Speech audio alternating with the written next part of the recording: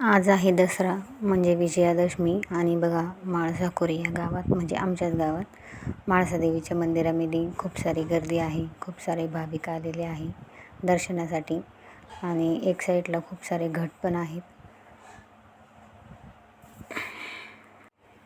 आम्ही सगळेजण गेलो होतो मग दर्शनासाठी आणि वटी भरण पण घेतलं होतं. वटी भरून देवीला वाहिलं आणि बघा मंदिर किती छान दिसते. मूर्ती पण खूप सुंदर दिसते.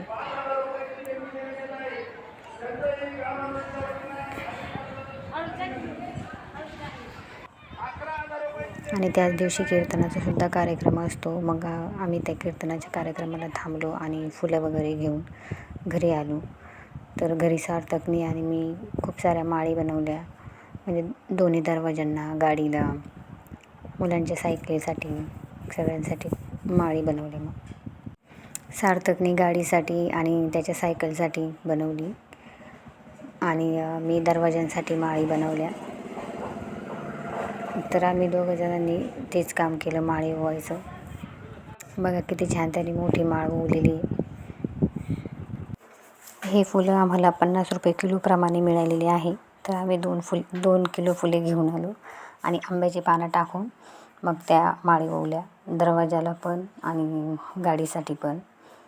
सार्थकने त्याच्या सायकलसाठी ओवल्या.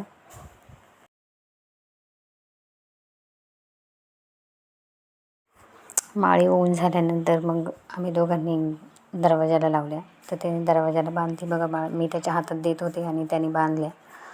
दोन्ही दरवाजांना पण त्यानेच बांधल्या.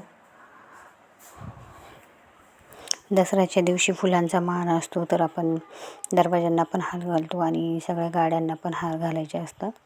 आणि जे आपल्याकडे शस्त्र असतील म्हणजे आपली मशीन, परत आपला गॅस, या सगळ्या वस्तू आपण पूजत असतो.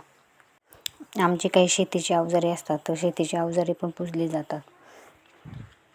तर कशा दिसतंय बघा मी हार लावलेली दरवाजांना आणि गाडीला सुद्धा हार लावला बघा. सार्थक मी सायकलला लावलेला आहे.